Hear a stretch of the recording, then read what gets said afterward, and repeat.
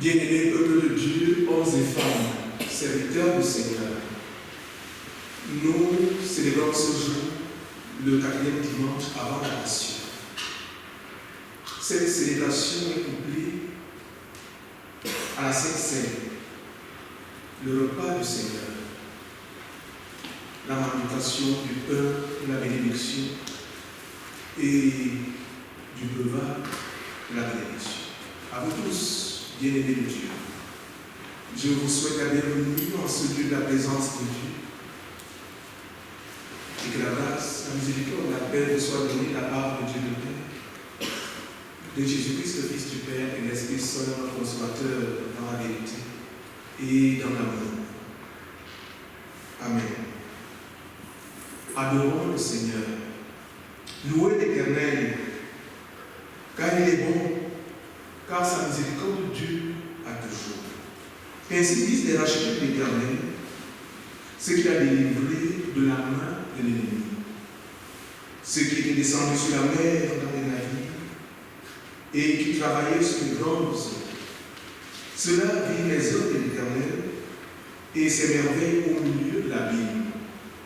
Il dit, et il fit souffler la tempête. Elle souleva les flots de la mer. Il montait vers les cieux. Il descendait dans l'abîme. Leur âme était éperdue en face du danger. Dans leur détresse, ils crièrent à l'Éternel et il les délivra de leurs angoisses. Il arrêta la tempête, ramena le calme et les ondes se turent. Il se réjouit de ce qu'elles s'étaient apaisées et l'Éternel conduisit au port désiré. Qu'il loue l'Éternel pour sa bonté et pour ses merveilles en faveur des fils de l'homme. Qu'il l'exalte dans l'assemblée du peuple et qu'il le célèbre dans la réunion des anciens. Louez donc l'Éternel. Que tout ce qui respire loue l'Éternel. Et toi, mon âme, loue l'Éternel. Bien-aimés face à Dieu, je vous prie de vous lever pour chanter avec moi pour la gloire de son nom, le cantique 20 de notre recueil, strophe 1 à 2. Dieu Tout-Puissant.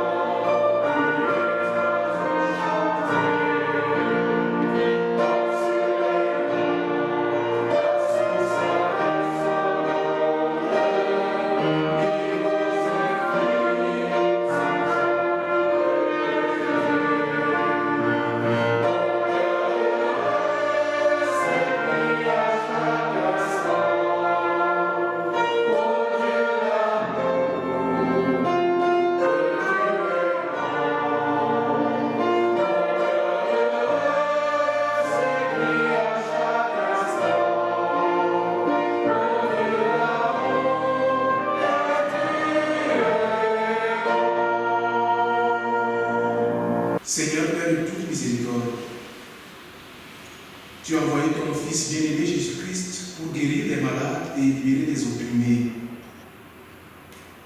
Fais-nous ressentir pleinement sa présence agissante à nos côtés, tout particulièrement au jour de désarroi ou de détresse. Par lui qui vit et règne avec toi, le Père Tout-Puissant, et le Saint-Esprit, un seul Dieu pour les siècles des siècles. Amen. Je vous prie de prendre place. Écoutons, bien-aimés de Dieu, de quelle manière le Seigneur veut être servi. Que chacun donc s'éprouve soi-même et qu'ainsi il mange du pain et boit de la coupe. Car celui qui mange et boit sans discerner le corps du Seigneur mange et boit un jugement contre lui-même. Bien-aimés, j'ai peur de manger et de boire un jugement contre nous-mêmes. Je nous invite à nous humilier devant la présence de Dieu et à implorer son pardon. Prière de Jésus. Dieu Tout-Puissant et notre Père, par ta loi, tu nous mets tout homme à l'épreuve.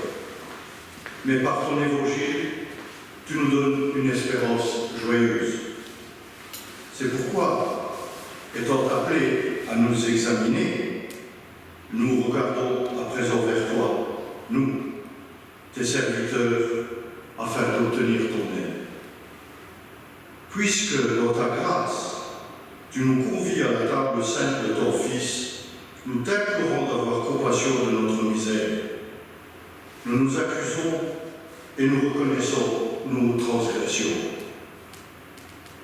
Permets-nous de lire dans le secret de nos propres cœurs, à la lumière de ton évangile, afin de reconnaître les fruits de ton œuvre de grâce. Par ton Saint-Esprit, ensemble, nous, par un seul lien, celui de la communion chrétienne, autour de la mort expiatoire de notre Sauveur. Exauce-nous au nom de notre intercesseur vivant, à qui, comme à toi et au Saint-Esprit, appartiennent la louange, l'honneur et la puissance. Amen. Écoutons maintenant la réponse du Seigneur à notre prière d'humiliation. L'Éternel parle et dit: venez et donc. Si vos péchés sont comme le cramoisi, ils deviendront blancs comme la neige. S'ils sont rouges comme la peau, ils deviendront comme la laine. Fondez sur ces paroles, dites d'être reçus avec assurance et entière confiance.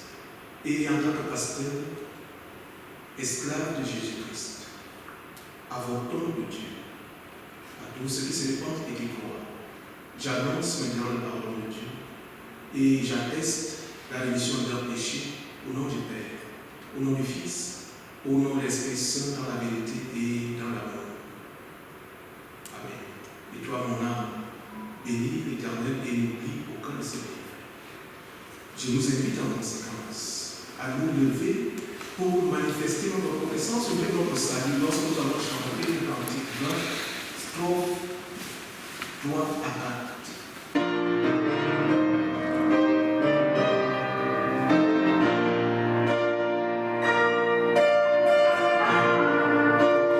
Sublime mystère.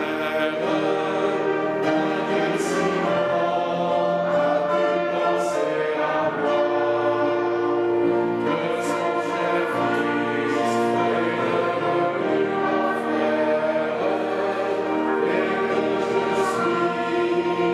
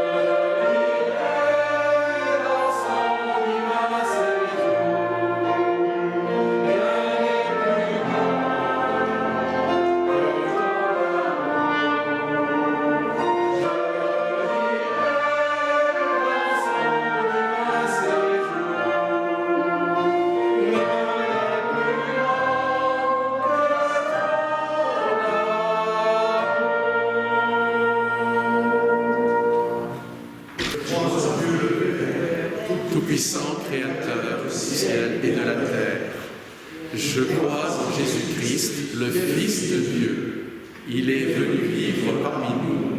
Il est mort sur la croix. Il est ressuscité.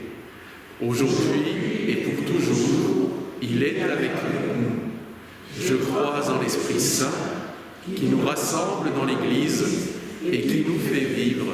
Amen. Avant d'ouvrir les Écritures, prions. Seigneur, auprès de toi, nous trouvons le calme. Dans l'agitation du quotidien, nous sommes venus écouter ta parole et puiser des forces pour aujourd'hui, demain et pour tous les jours que tu nous donnes de vivre. Tu es béni pour le siècle des siècles. Amen. Et la première lecture se trouve dans Ésaïe, chapitre 6, versets 1 à 8. L'année de la mort du roi Osias, je vis le Seigneur assis sur un trône très élevé et les pans de sa robe remplissaient le temple. Des séraphins se tenaient au-dessus de lui. Ils avaient chacun 6 ailes. 2 dont ils se couvraient la face, 2 dont ils se couvraient les pieds, et 2 dont ils se servaient pour voler.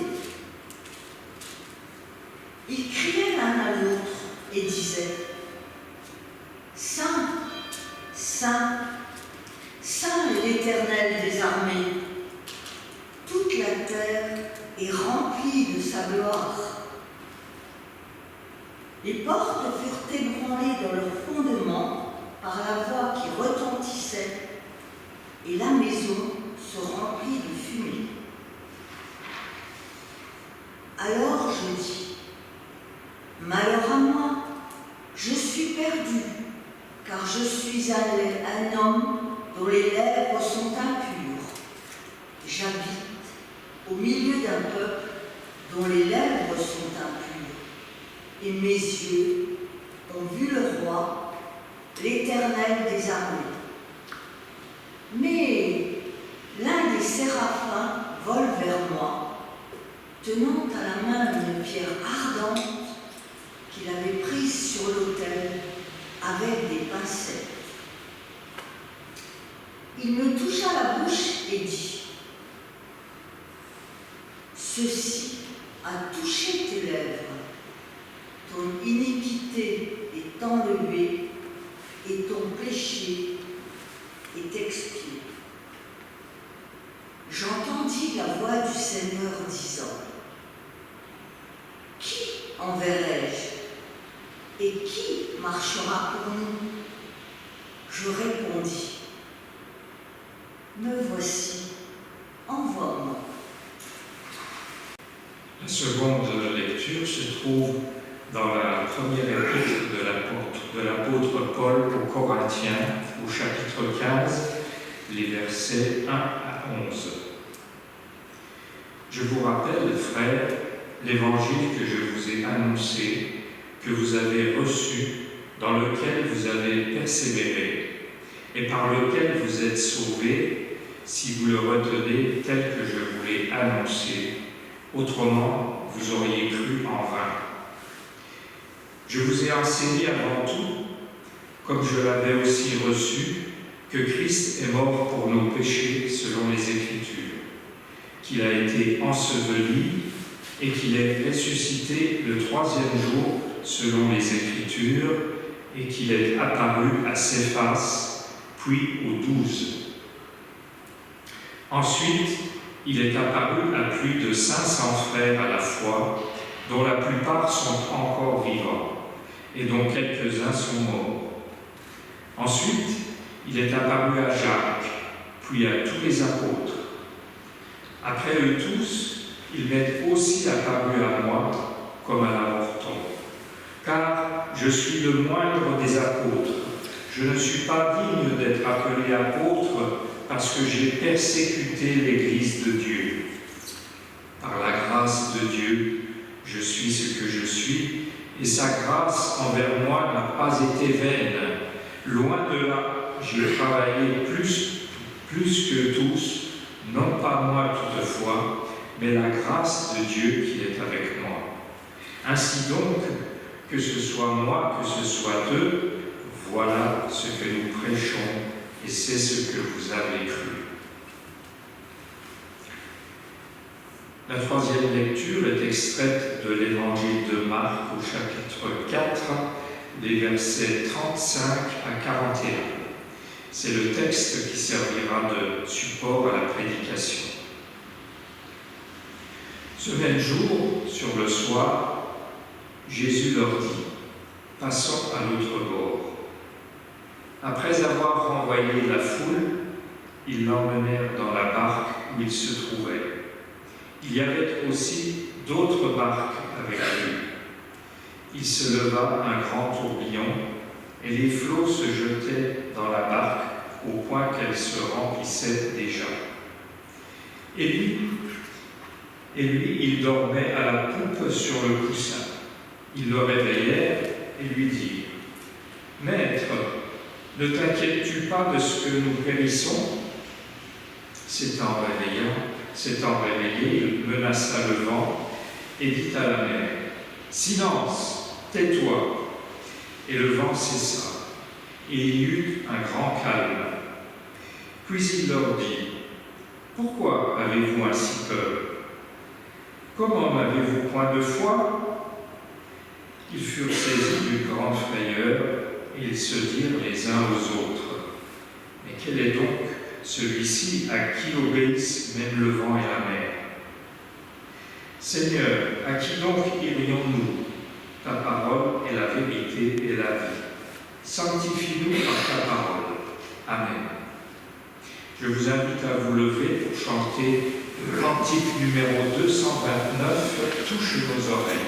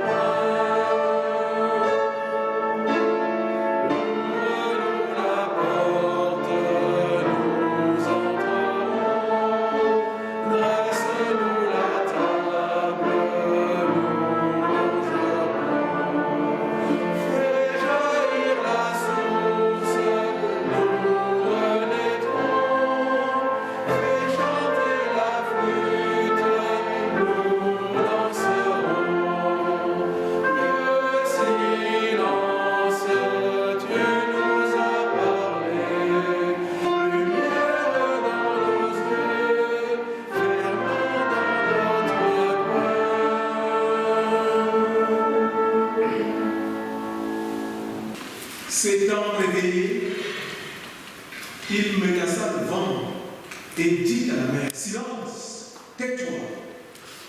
Et le vent cessa, et il y eut un grand calme. Verset 39 du texte qui sous-tend le message de ce jour. Bien-aimés, Dieu, recevoir mon salut fraternel dans le nom du Seigneur. Suite à l'appel de Jésus, passons sur notre livre. Les disciples traversent la mer avec lui pour l'autre côté de la mer. Voici que le vent se lève et une violente tempête s'abat sur eux. Bien-aimés, notons que ces disciples font la plus belle chose que l'on peut faire en tant que chrétien. Le maître appelle, on se lève, on le suit, tout comme le prophète Ésaïe, dans notre première lecture faite par Florence. Mais où arrive-t-on dans notre texte? Dans la tempête. Dans la tempête. Une tempête violente qui met en péril la vie des disciples qui prennent alors peur. Une peur panique, une peur phobique s'embarque des disciples. Pendant ce temps, le maître dort tranquillement à l'arrière du bateau. Et la tête appuyée sur un coussin. Verset 38, partie A de notre texte. Bien-aimés, cette scène surréaliste nous amène à nous interroger. Le pire danger pour nos vies se trouve-t-il toujours là où nous le pensons? Et ce serait ailleurs et non là où nous le pensons? Pour répondre à cette double interrogation, je nous propose d'analyser de plus près notre texte, au-delà de ce qu'il peut suggérer en première lecture. C'est que la vie n'est pas toujours un long fleuve tranquille. Nous le savons tous. Et les péripéties de la vie le montrent à suffisance. Il y a des tempêtes également dans nos vies.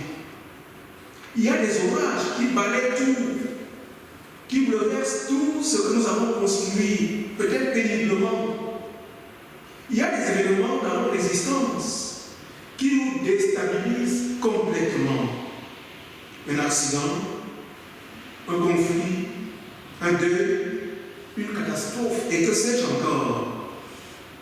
Ce sont des tempêtes extérieures à nous, qui nous tombent dessus et qui menacent de tout détruire. Personne ne peut échapper au danger de certaines forces naturelles ou de certains événements tragiques qui semblent frapper de manière aveugle. Ce matin, comme je suis l'actualité, Madagascar traverse ou bien a connu dans la nuit d'hier une violente tempête qui a entraîné la catastrophe. Voilà l'exemple. Oui, ces forces peuvent frapper certains moments de manière aveugle. Pour le chrétien, il est alors indiqué de crier sa détresse au Seigneur pour lui demander de nous en délivrer. Mais nous le savons tous, le Seigneur ne répond pas toujours à tous nos cris de détresse. Nous le savons tous. Il ne nous sauve pas toujours du danger qui nous frappe. Et nous n'échappons pas toujours au malheur qui guette nos vies. Les disciples, eux, semblent avoir eu de la chance ce jour-là. Ou alors la grâce ce jour-là.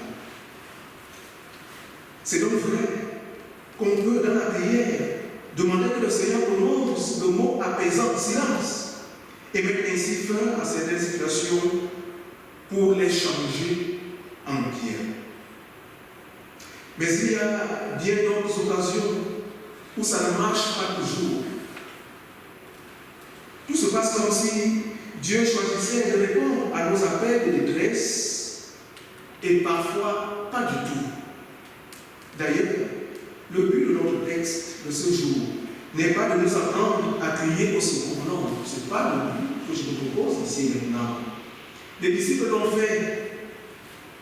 Mais c'est tout comme si Jésus ne l'approuve pas. Il semble plutôt leur reprocher leur peur panique devant la tempête. Dans ce cas, le vrai sens du texte ne serait-il pas ailleurs? Bien-aimés, nous pouvons constater que les disciples pensent à une mort certaine au regard de l'intensité de la tempête, pendant que Jésus, lui, dort tranquillement. C'est tout comme s'il vivait dans une autre planète, ou alors il avait une autre conscience des choses et du danger.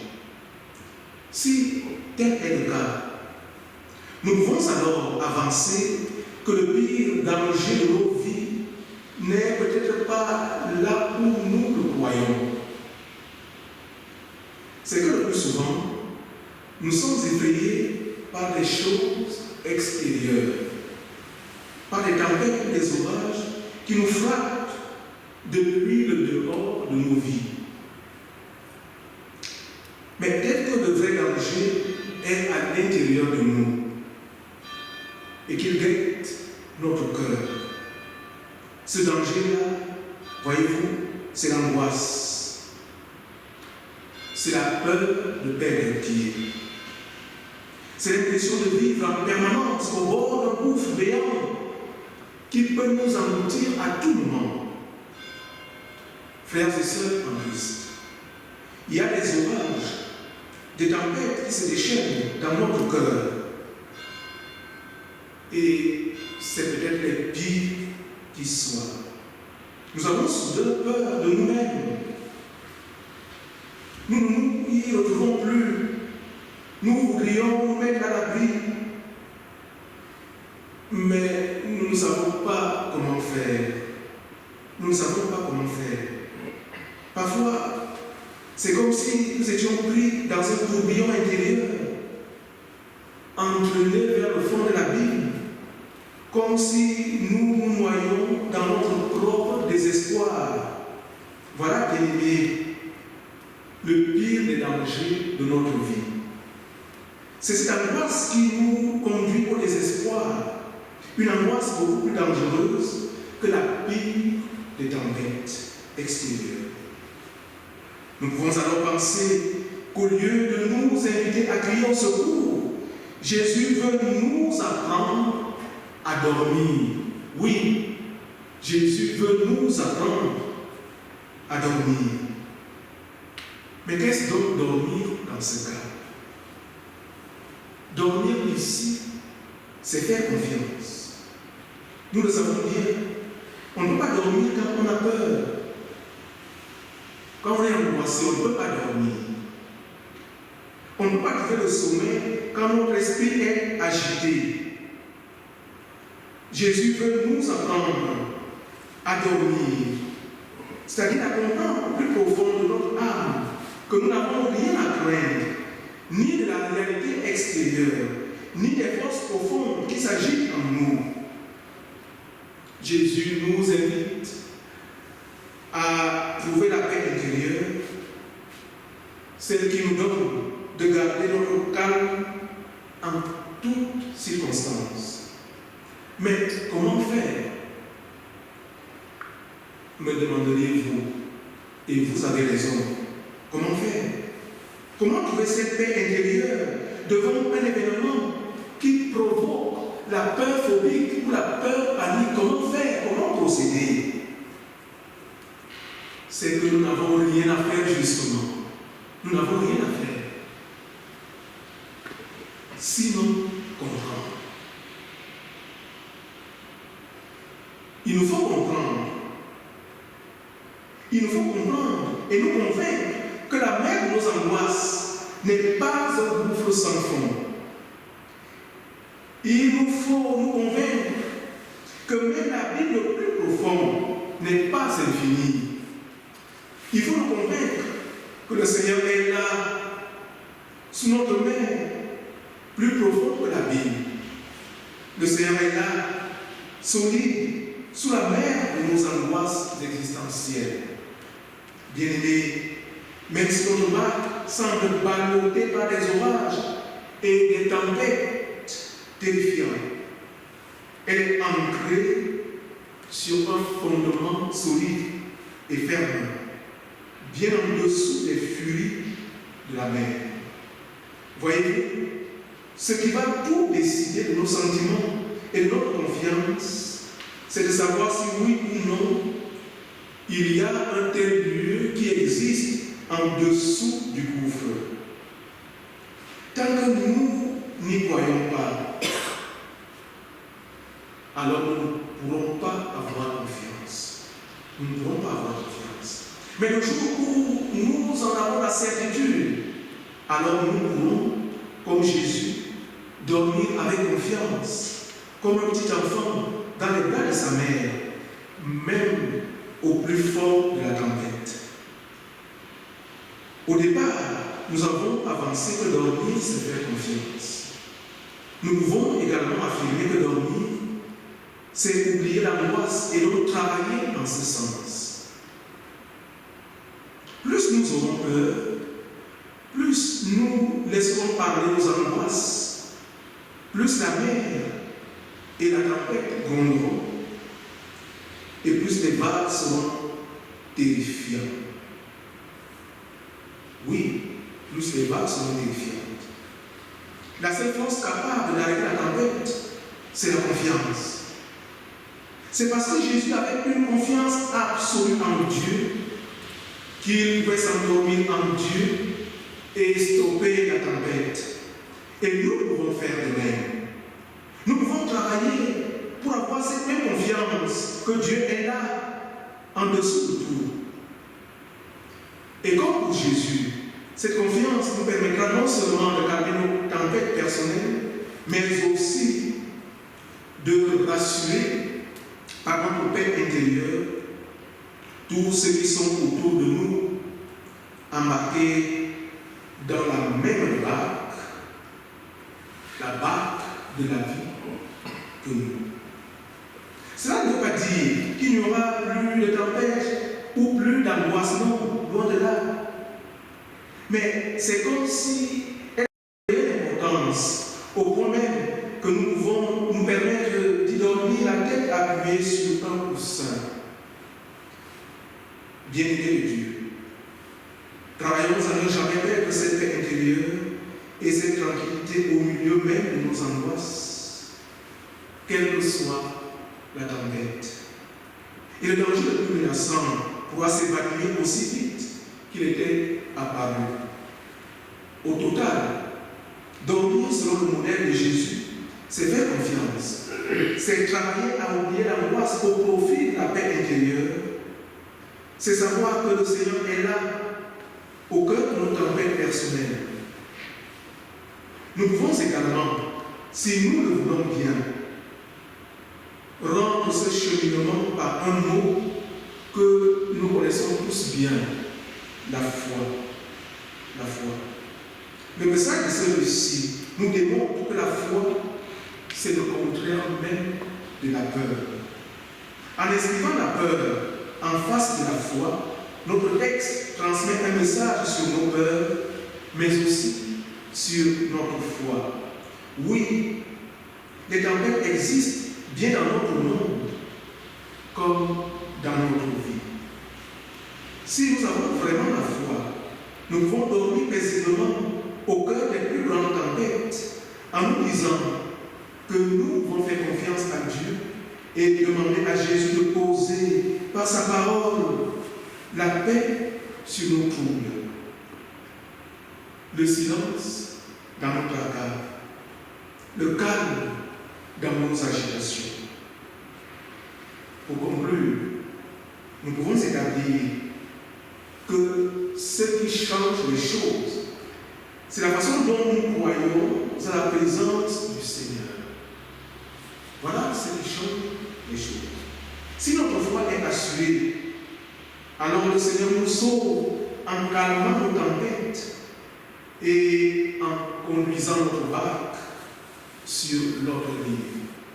S'étant réveillé, il menaça le vent et dit à la mer, « Silence, tais-toi !» Et le vent cessa et il y eut un grand calme. Amen.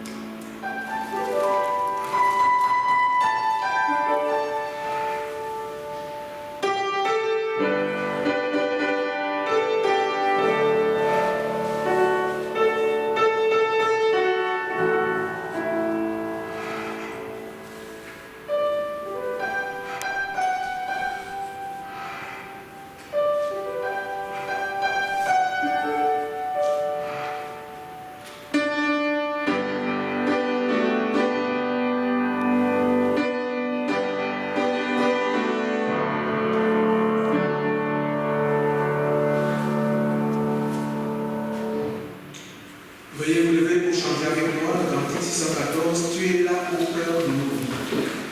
Tout l'instant.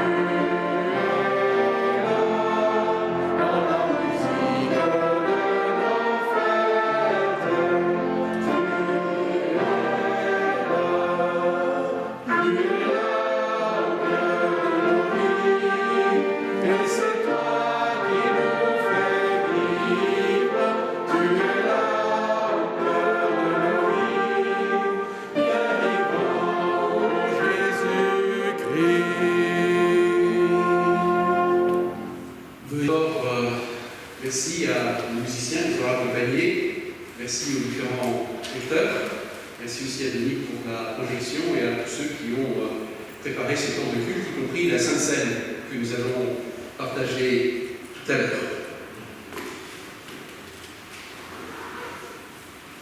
Concernant la vie de notre paroisse, eh bien, c'est les vacances, donc pas l'école de dimanche aujourd'hui, pas l'école de dimanche prochain non plus, mais il y aura rencontre du groupe de prière interconfessionnel, donc vendredi à 16h30. Il n'y aura pas non plus de café partage avec les dames le jeudi après-midi. Alors, pendant les annonces, on a l'habitude de penser aux gens qui sont dans la peine, qui sont dans la souffrance. Effectivement, on pensait à eux ce matin, mais je voudrais pour une fois partager aussi une joie de quelqu'un qui n'est pas parmi nous ce matin. C'est Monique Fox qui a son anniversaire aujourd'hui, donc pour ceux qui la connaissent, n'hésitez pas à lui souhaiter. Et puis, je vais en profiter pour rebondir sur ce qu'a dit Alexis et le remercier pour son message. On va souhaiter à Monique de pouvoir s'endormir tranquillement pour cette nouvelle année qui arrive dans sa vie, auprès de son mari et auprès de sa famille. Voilà. Est-ce qu'il y a d'autres choses? Pardon? Un bilan de prière, effectivement. Donc à la fin de ce culte, le bilan de prière reprend de l'activité. Vous pourrez vous approcher, je pense ici à droite, deux personnes sont là pour vous accueillir et partager avec vous dans la prière une joie, une peine que vous souhaitez porter avec eux devant le Seigneur. C'est maintenant le moment de l'offrande. Nous pouvons par notre don manifester que le Christ est vraiment le Seigneur de nos vies et de nos biens. Père, accepte notre offrande joyeuse, l'offrande de notre argent, l'offrande de notre travail, l'offrande du temps nécessaire à l'écoute et toute offrande que nous inspire ton amour. Amen. Avant de céder à nouveau la parole à Alexis pour la prière d'intercession, je voudrais vous parler du fil rouge de la semaine. Le fil rouge de la semaine concerne la Somalie et une jeune femme qui se prénomme Nala et qui nous raconte la chose suivante. J'allais généralement dans ma chambre pour utiliser Internet. Je naviguais sur différentes plateformes de médias sociaux comme Facebook et YouTube. Un jour, j'ai entendu un témoignage sur Jésus de la part de convertis somaliens vivant à l'étranger. Intriguée, elle les a contactés pour en savoir plus sur Jésus. Puis elle a commencé à lire la Bible, la Genèse. Ensuite, elle a continué. Et elle a trouvé des réponses à tant de questions qu'elle se posait. Pour la première fois, nous dit-elle, j'ai ressenti la paix. Nala a rencontré d'autres chrétiens, elle s'est fait baptiser. Mais un jour, son père lui a téléphoné, prétendant que sa mère était mourante. Nala n'avait aucune raison de douter de cette nouvelle. Elle s'est précipitée chez elle pour découvrir que tout cela n'était qu'une ruse. Elle ne soupçonnait pas son père de mensonge. Et quand elle est rentrée chez elle, des hommes de sa famille l'attendaient. Ils l'ont battue, ils ont pris son téléphone portable et ils l'ont enfermée dans une pièce en lui disant « Nous avons entendu dire que tu es perverti ». Puis ses parents et ses frères l'ont conduite dans un centre pour apostats et psychopathes. Là, elle a été maltraitée dans le but de la faire revenir à l'islam. Ils ont essayé différents rituels pour réparer ce qui n'allait pas chez moi. Ils m'ont battu et enfermé. Une de ses sœurs, qui a eu pitié d'elle, lui a dit « Écoute, fais semblant de redevenir musulmane ». Alors elle se levait tôt le matin pour prier, mais elle en profitait pour parler à Jésus. Sa famille a relâché la pression et elle en a profité pour s'échapper du centre pour apostats. Elle s'est cachée chez des amis chrétiens et a fui à l'étranger. Aujourd'hui, Nala a perdu sa maison, sa famille, son pays, mais elle a trouvé Dieu. Jésus m'a changé.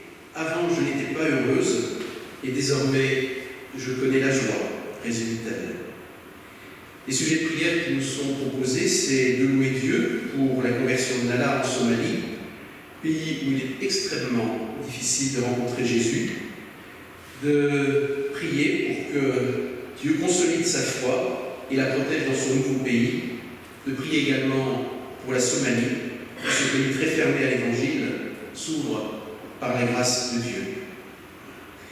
Et puis une dernière information, le culte de dimanche prochain, donc à 10h30, sera présidé par Daniel Reist.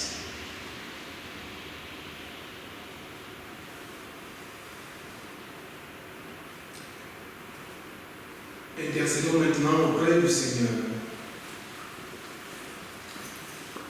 Notre Dieu et notre Père en Jésus-Christ, notre Seigneur et notre Sauveur. Nous te rendons grâce et nous te bénissons pour la conversion de ta servante Nala en Somalie. Car au cœur des tempêtes de sa vie, elle t'a trouvé. Ô Dieu, conserve cette femme dans ton amour et dans ta grâce. Porte ton regard sur ce pays qu'est la Somalie, le pays de l'intolérance des chrétiens. Accorde à ce pays ta grâce. Dieu notre Père,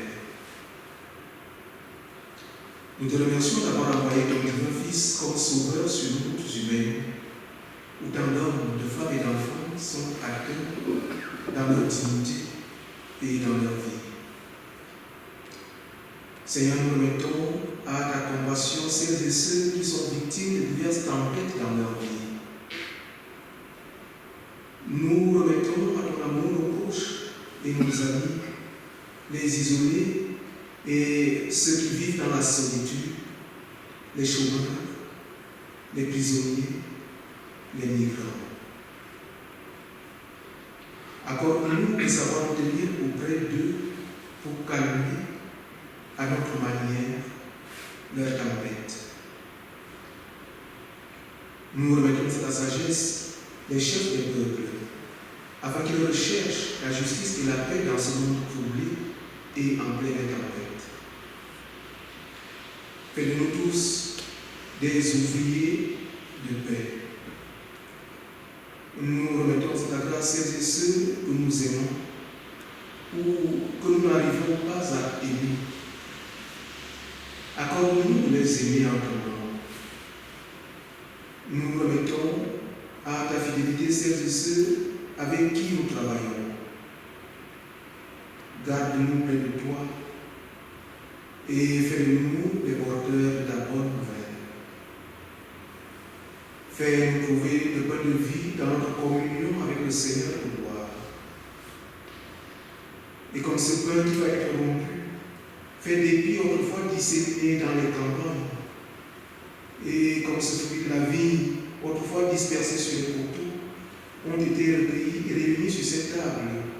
Qu'ainsi, Seigneur, toute ton Église, au ciel et sur la terre, soit bien rassemblée des extrémités de l'univers pour ton royaume. Amen.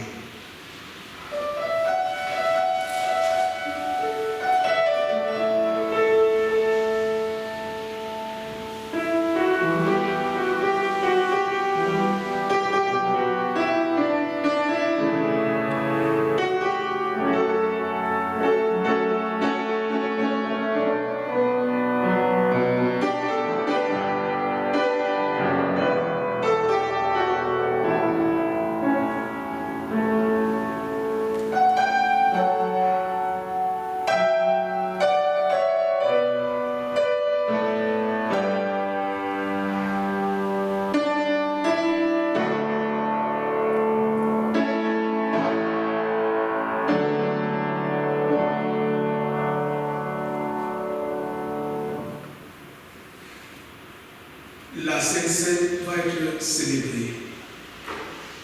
Que la paix du Seigneur soit toujours avec vous. Amen.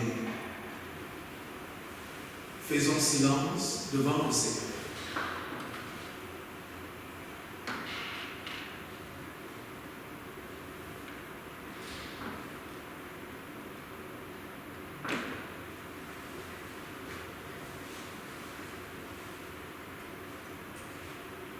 Il est vraiment dit, juste de rendre gloire et de t'adorer, Père Saint, Dieu éternel et tout-puissant, car ta gloire a brillé pour nous d'un éclat nouveau.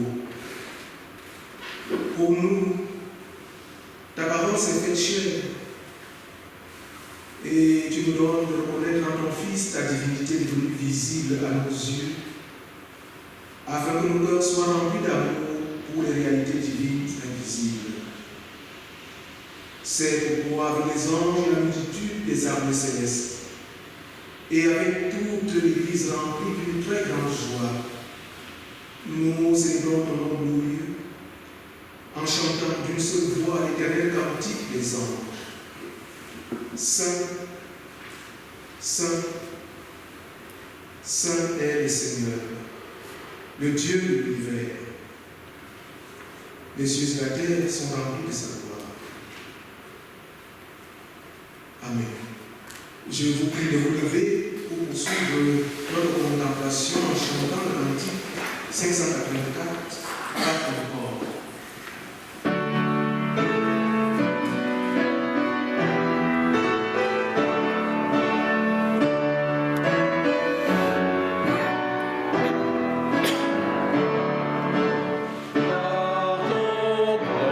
Tu nous donnes la vie.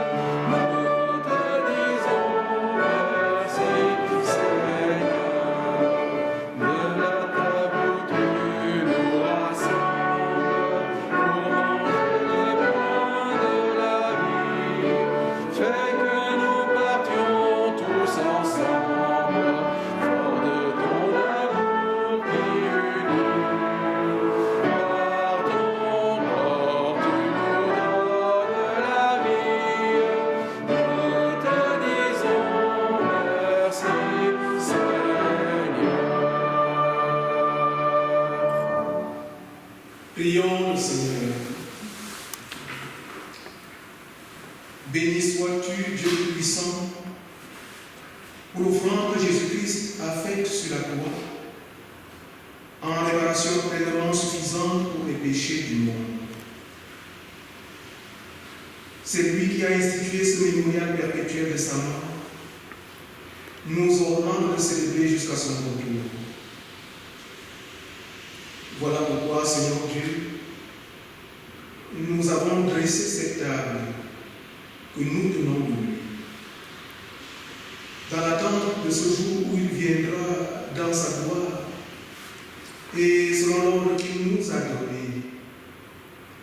Nous plaçons devant toi, Seigneur Dieu Tout-Puissant, ce pain et ce vin, pour qu'il soit le mémorial du sacrifice que le Christ a fait de son corps et de son sang, une fois pour toutes, sur la croix.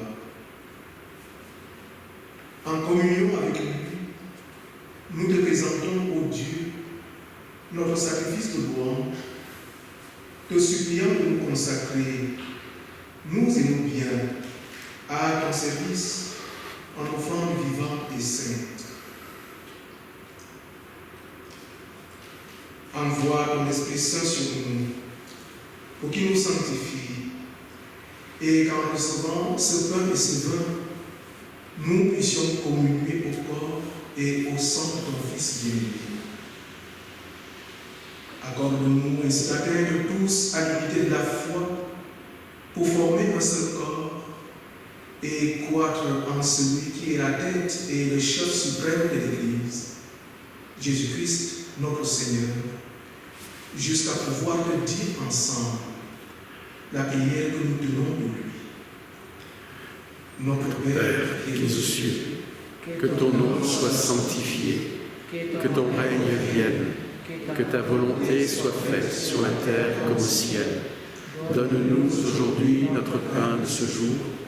Pardonne-nous nos offenses, comme nous pardonnons aussi à ceux qui nous ont offensés.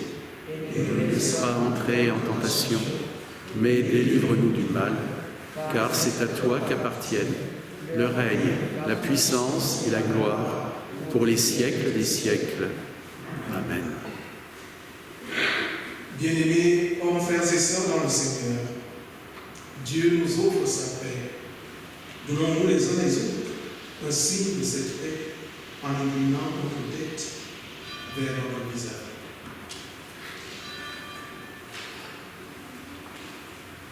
Car j'ai reçu du Seigneur ce que je vous ai prescrit. Dites-le. C'est que le Seigneur Jésus, dans la nuit où il fut livré, prit du pain.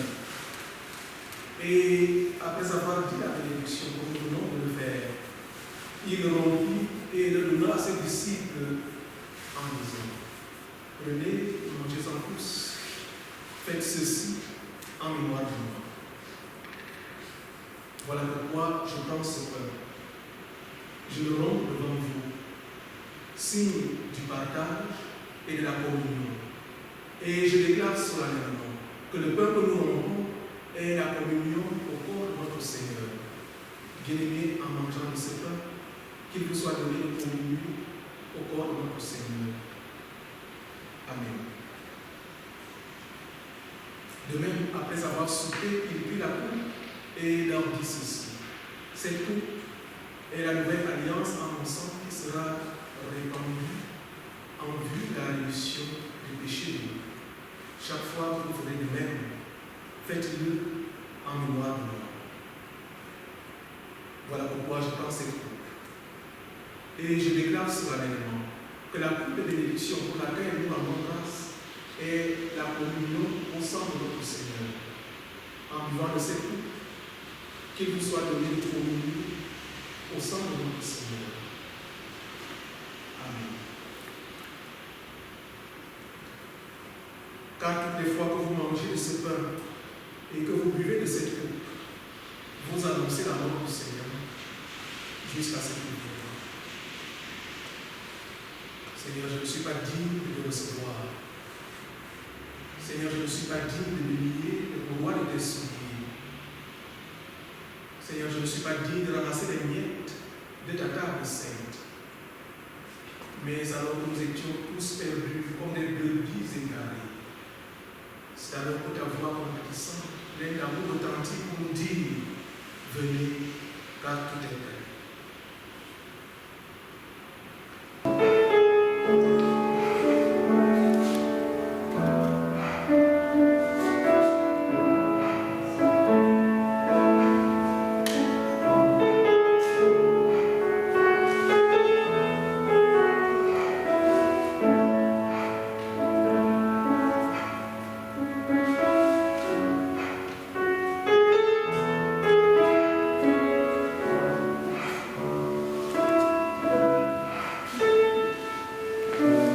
Le Seigneur parle et dit,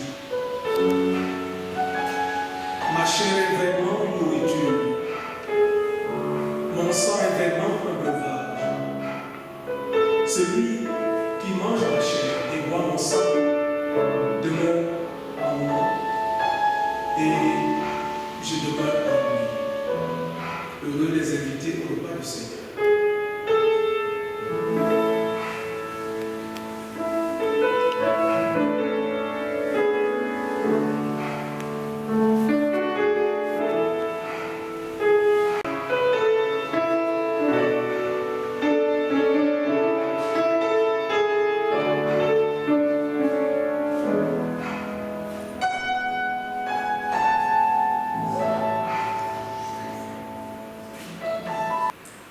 Le Seigneur parle et dit,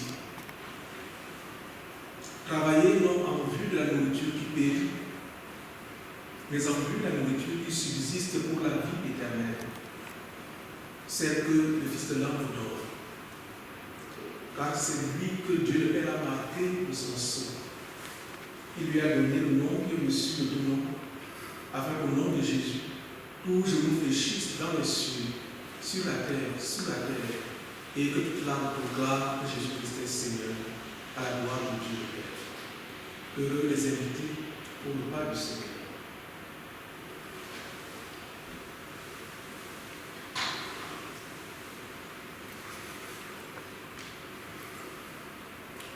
Elle parle et dit, lorsque tu mangeras et te rassasieras, tu béniras l'Éternel ton Dieu.